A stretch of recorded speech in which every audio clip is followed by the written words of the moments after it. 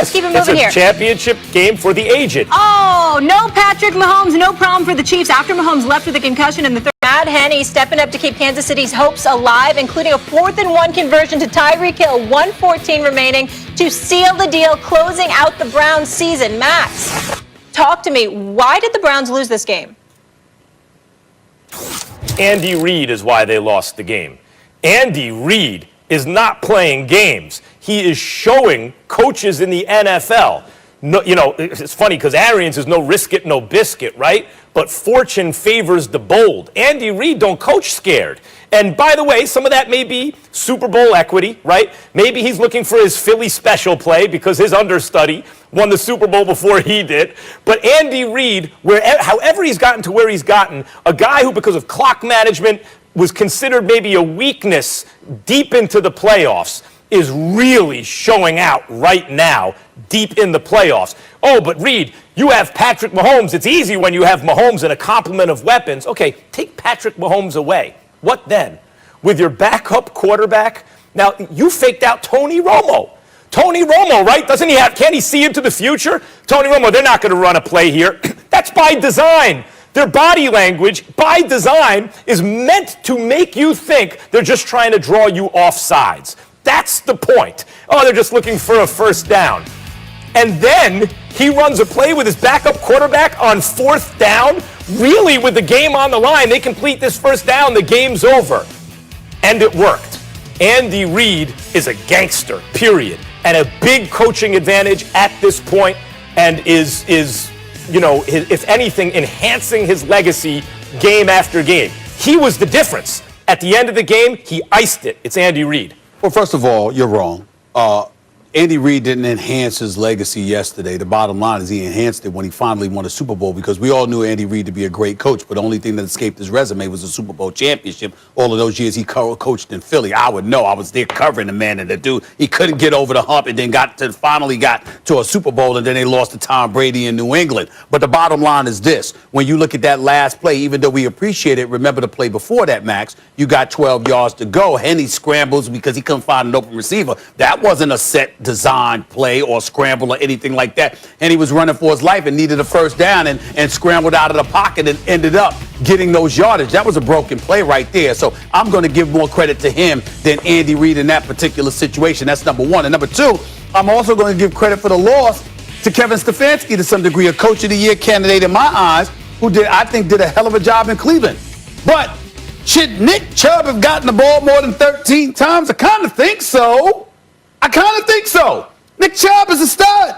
Get that man the damn ball. They were having problems stopping this brother, particularly in the second half, running the football. How about Kareem Hunt?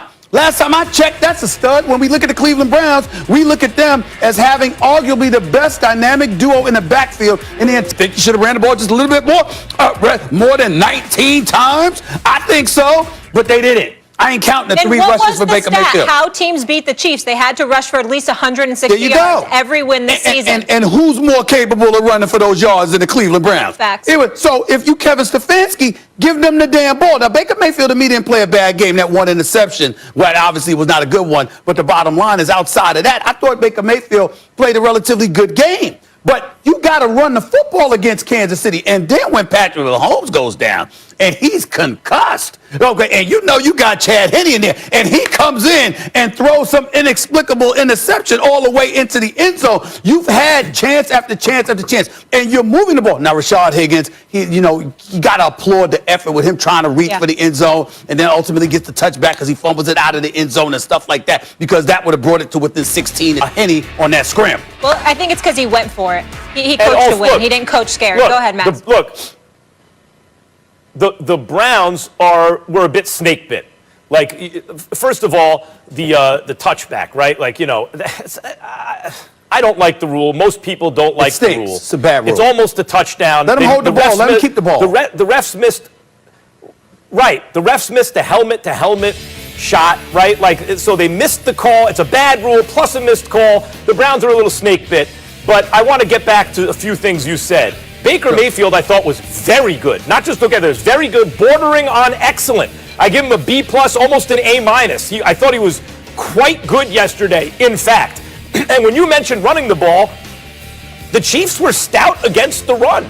Like, they really weren't. They were putting themselves in bad positions running the ball in terms of down and distance because the Chiefs were stout against the run early. And Stefanski tried to mix some things up, and Baker hit Chubb a couple times in the hands on plays that maybe could change the game.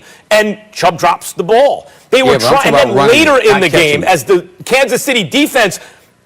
Okay, but later in the game, as the Kansas City defense loosened a bit, then Kareem Hunt was getting the ball, and when Mahomes went out of the game, they were coming back on them. Stephen A., the game had a feeling like the Browns maybe could win it late, precisely because they did start to run the ball as the game wore on, precisely because Mahomes was out of the game, and it looked like, wow, as snake-bit as the Browns have been, here is the comeback. That's why the Reed call was so big. On 4th and 1, not only do you go for it, but you make it look like you're not going to go for it with your backup quarterback, and then you go for it, and the game's over. That is the moment of truth play, the incredibly high leverage play, where Andy Reid earlier in his career was killed for stuff like that. He comes through, and it wins them the game, or at least ices the win. That's why I left that game early on. I'm thinking about a bad rule and a missed call and poor Cleveland Browns, and by the end of the game, I thought, boy, Andy Reid is really showing off right now. Yeah, the Browns were given a gift, though, and they weren't able to capitalize. Yes. At the A end of the big-time day. gift. Yeah. A big-time gift. And again, that one play that Andy Reid called, I mean, he's got courage, he's courageous. I give him props for that. I'm just thinking that's not the reason, that's not the thing you should have walked away from this game thinking about. Not with all that happened. All right, we'll leave it there, guys. We got plenty more to get into, and we need to discuss Saturday night as well. Lamar Jackson and the Ravens. It was a bit of a clunker, but is it fair to blame Jackson for what happened in upstate New York? Plus, has Aaron Rodgers leapfrogged Patrick Mahomes? On this Martin Luther King Day, we honor the civil rights icon. And these words from some of the NBA's best. This year is even more important, that we honor that day and that we raise awareness and bring attention to that. Just with everything that has happened really in the last 6 to 12 months. And, the NBA does a great job of, spreading his messages, remembering his life and what he stood for.